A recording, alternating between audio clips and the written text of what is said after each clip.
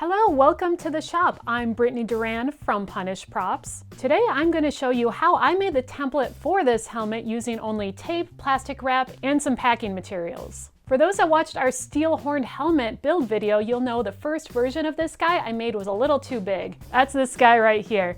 It's about the right size if you're an orc, but for a human it's a little big. When I made this helmet, I tried to account for the thickness of the material. I used floor mats for this build, and I wanted to make sure that the helmet wouldn't be too small, so I built up the template a little bigger, and I went a little too far. What I should have done when I was done with my template was to make a quick template like this guy. Just use some scrap materials that are going to be the same stuff you're going to use for the final build. You want to make sure that this will fit before you go through and add all the detail, like I did with this guy. So learn from my mistake. Always do a quick little mock-up of your final helmet so that you don't waste material and time. This process can be used for any kinds of material, including sewing. Always do a mock-up of your pattern. The first thing you'll need is some kind of head template, and you can totally skip this step if your helmet isn't form-fitting.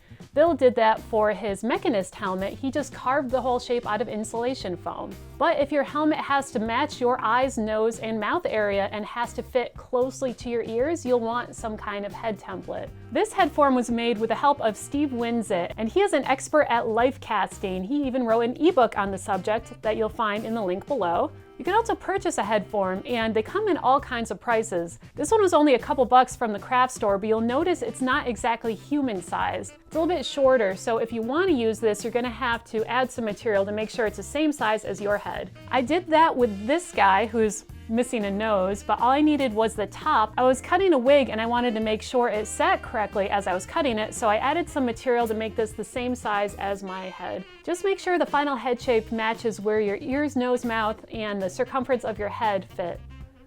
For the steel horned helmet, I used bubble wrap and other packing supplies that we've hoarded over the years to form the base for my helmet shape.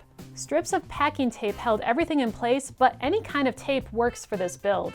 I picked where the horns would sit and added more material to the faceplate. This is kind of like additive sculpting.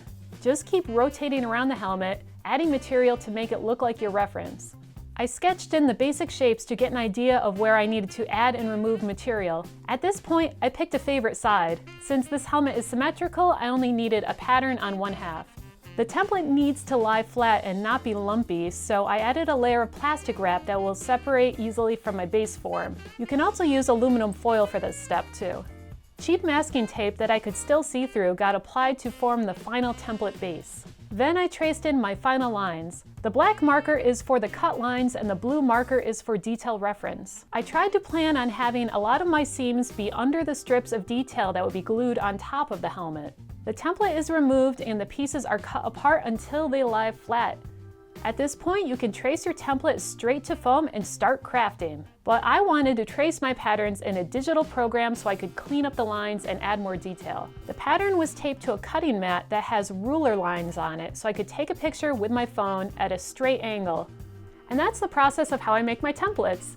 If you want to build your own version of this guy, we have a video tutorial that you can follow along with, and also some free templates to download. Also, if you want to convert your files into digital form, Bill has a great tutorial on how to use Inkscape to do that over on our store. Also, this templating process can be used for any kind of armor for your costume. I did this entire process with my Assaultron costume, which you can check out down below. Thank you for watching, and make sure to subscribe to catch all of our future tips, techniques, and build videos. See you on the next episode of Prop Shop.